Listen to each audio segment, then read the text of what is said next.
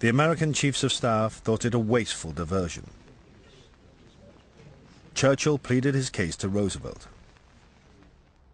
I am sure that the omission to take Rhodes at this stage and the ignoring of the whole position in the eastern Mediterranean would constitute a cardinal error in strategy. On military grounds, Churchill's chief of staff, General Brooke, was not against the operation. But why risk a row with Roosevelt? I am slowly becoming convinced that in his age, Winston is becoming less and less balanced. I can control him no more. He has worked himself into a frenzy of excitement about the Rhodes attack, has magnified its importance so that he can no longer see anything else, and has set his heart on capturing this one island, even at the expense of endangering his relations with the President.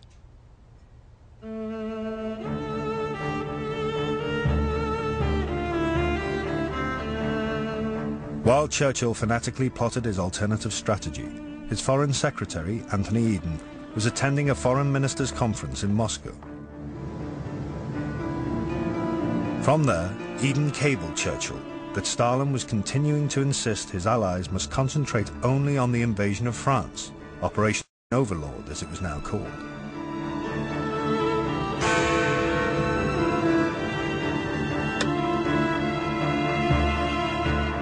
Churchill was livid. His doctor, Charles Moran, who kept contemporaneous notes of their conversations, which he later wrote up into a diary, recorded his reaction. October the 26th, 1943. When I called at number 10 this morning, I found the PM glowering over a telegram from Eden. His face was glum, his jaw set, misgivings filled his mind. Stalin seems obsessed by this bloody second front, he muttered angrily. I can be obstinate too. Damn the fellow, he said under his breath. Churchill now ordered Eden to tell Stalin that the invasion of France might need postponing in order to reinforce his favoured campaign in Italy. In Washington, there was fury at Churchill's reckless disregard for agreed Allied strategy. The American War Secretary, Henry Stimson, noted in his diary, "This shows how determined Churchill is with all his lip service to stick a knife into the back of Overlord, and I feel more bitterly about it than I ever have before." In Moscow, Anthony Eden and his team were just as angry. The PM is untamable. He cannot leave well alone, and he loathes the Russians. He would torpedo AE's conference light-heartedly.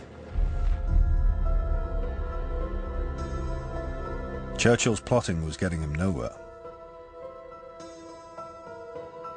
And for Stalin, the Moscow conference had one pleasing outcome. It was agreed that all liberated territories would be administered by the occupying power.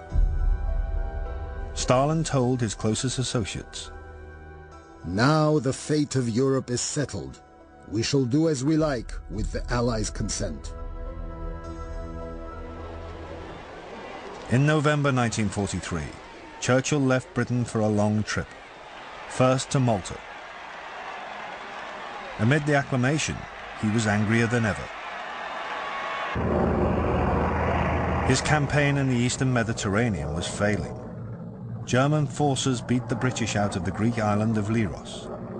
Churchill blamed it on the United States' refusal to supply enough resources. November the 18th, 1943.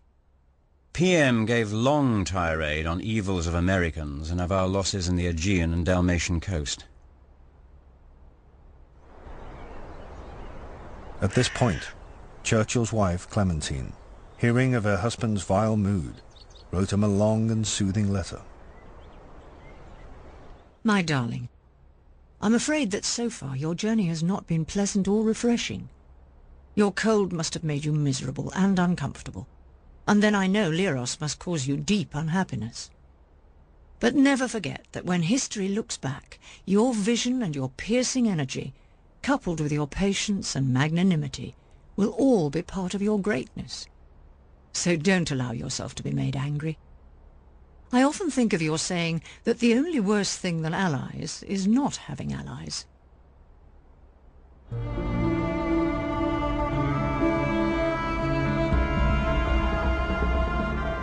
From Malta, Churchill flew to Cairo.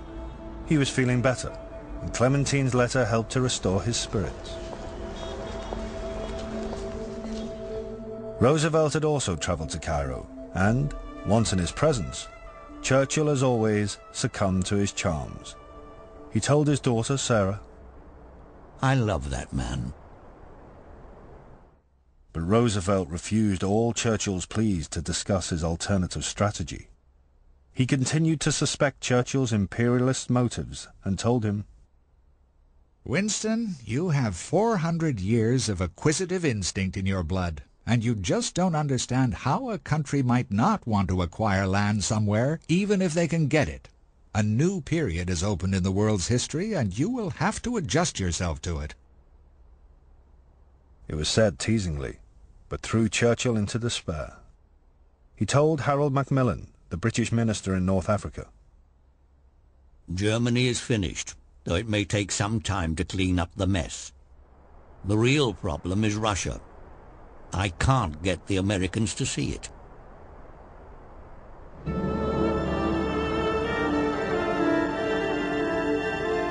The final destination was Tehran, and the first face-to-face meeting of the three Allied warlords. This would be the defining moment in the Churchill-Stalin duel, with Roosevelt the pivotal figure. For the president, the problem was now Churchill and his backsliding on the invasion of France. Shortly before the conference began, Charles Moran found himself talking to Roosevelt's closest associate, Harry Hopkins. Harry Hopkins thinks that the PM is trying to get out of his commitments. Sure, we are preparing for a battle at Tehran, he threatened. You will find us lining up with the Russians. What I find so shocking is that to the Americans the PM is the villain of the piece. They are far more skeptical of him than they are of Stalin. Superficially, Tehran was full of pleasantries. Churchill and Roosevelt presented Stalin with a sword to commemorate the victory at Stalingrad. Stalin handed it on to his army sidekick, General Voroshilov, who promptly dropped it. Churchill's birthday, his 69th, fell during the conference.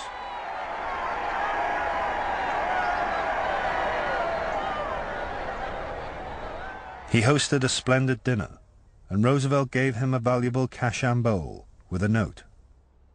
With my affection, may we be together for many years. In this gathering of great men, Churchill's ambivalence towards Stalin re-emerged.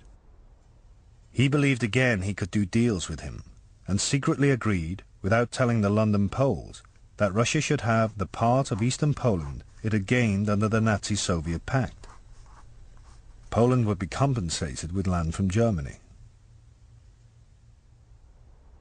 Roosevelt, fearing the potential reaction of Poles in America, did not want to be directly involved in the deal, but privately went along with it.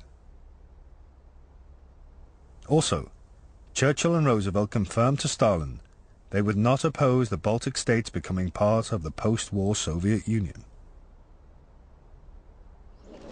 But when it came to the overriding issue of military strategy, on which Churchill believed the rest of Eastern Europe's future might depend, he was out on a limb.